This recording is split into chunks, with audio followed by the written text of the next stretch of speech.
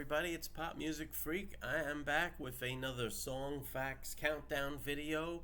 I'm up to song number 949 on my top 1,000 favorite songs of all time. It is a classic song that has been a hit by several different artists.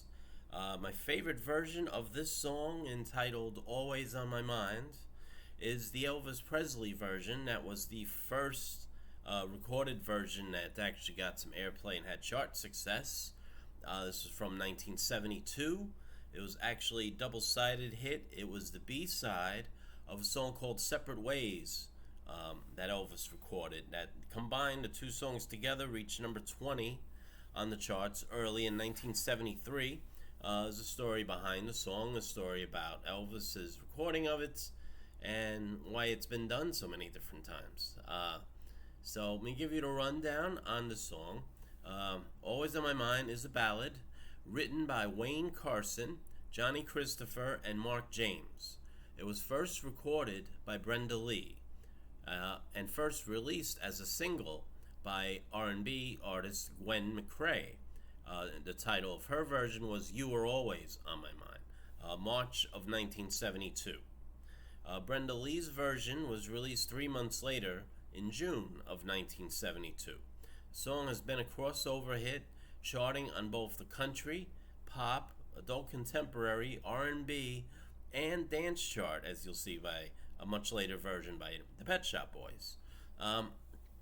AllMusic lists over 300 recorded releases of the song and versions by dozens of performers. While Brenda Lee's version hit number 45 on the U.S. country chart in 1972, other performers reached top 20 in the U.S. and elsewhere in their own versions. Elvis Presley, of course, 1972. John Wesley Riles hit the country chart in 1979 with his version of it. Willie Nelson had a Grammy Award-winning version in 1982 that was a huge country hit and hit number 5 on the U.S. pop chart. And then the Pet Shop Boys in 1987 recorded their danceable new wave version, which hit number 4. It's the highest charting version ever of the song, hitting number 4 in 1988 in the USA, and also charted on the dance chart. Alright, but the version that I like the most is Elvis, and I will get to his version in a moment. I'm going to give you a little more background on the song. Always on My Mind did not see completion until late 1971. Songwriter-guitarist Wayne Carson had about 2 verses done, with the working title, You Were Always on My Mind. He had been occupied in Memphis on a project that required him to stay 10 days longer, and he phoned his wife in Springfield, Missouri to apologize for the delay. She was angry, and he replied, "Well, I know I've been gone a lot, but I've been thinking about you all the time." This idea struck him as a potential song material, and he quickly ended the call so he could capture it on paper. He brought the song back to the recording studio of Chips Moman and worked on it for a few days, but it did not gel. Carson asked for help from his colleague Johnny Christopher. The two had already written the hit song No Love at All in 1970 that became a chart hit for B.J. Thomas in 1971. And they composed more of it at the Moman's office. Feeling stuck, they appealed for assistance from songwriter Mark James, who was walking through the studio. James was exhausted from non-stop music projects, but he ran through the song with Carson and Christopher. By the 4th run-through, the song was finished. Music critic Robert Hilburn said it was commonly thought in Nashville and Memphis that Elvis Presley's marital troubles were the inspiration of the song, and that it was tailored to fit his musical style. Fueling this conjecture was the fact that James had already written a hit song, a number 1 hit, Some Suspicious Minds, for Presley. Carson responded that the song was not written for Presley, but for every man. He said it was one long apology. It's sort of like you guys who screw up and would love nothing better than to pick up the phone and call their wives and say, "Listen, honey, I could have done better, but I want you to know you were always on my mind." So that's basically what the idea of the song is. It wasn't particularly written with Elvis in mind, but it turned out that he would grab it and record it. He recorded it on March 29th, 1972, a few weeks after his February separation from his wife Priscilla. The song received immense fame and critical appreciation and is considered one of Presley's standout songs of the 70s. The song was released as the B-side of the Separate Ways single, which was certified gold by the RIAA for sales in excess of 1 million units.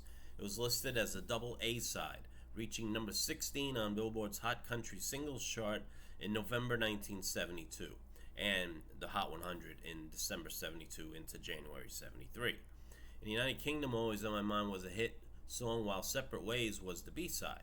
It was voted the number one song of Presley's recording career in a poll conducted by ITV in 2013. Wow.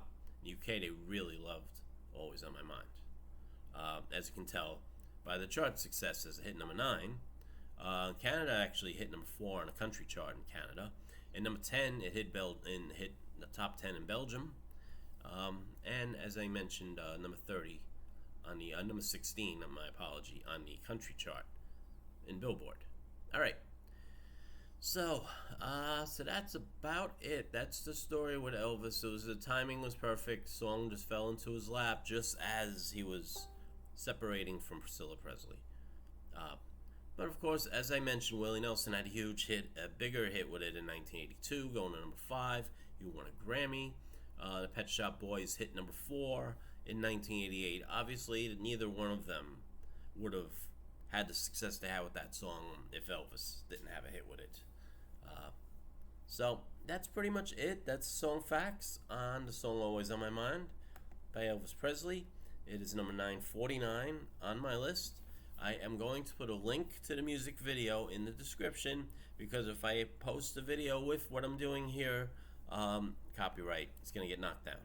And I don't want to go through this with every single video that I gotta make the video, incorporate the actual music video in it, and then have them block it, and then I gotta take it down, cut it out of this video, and then re-release it again, or else, because it'll, as it is, 1,000 songs is gonna take forever.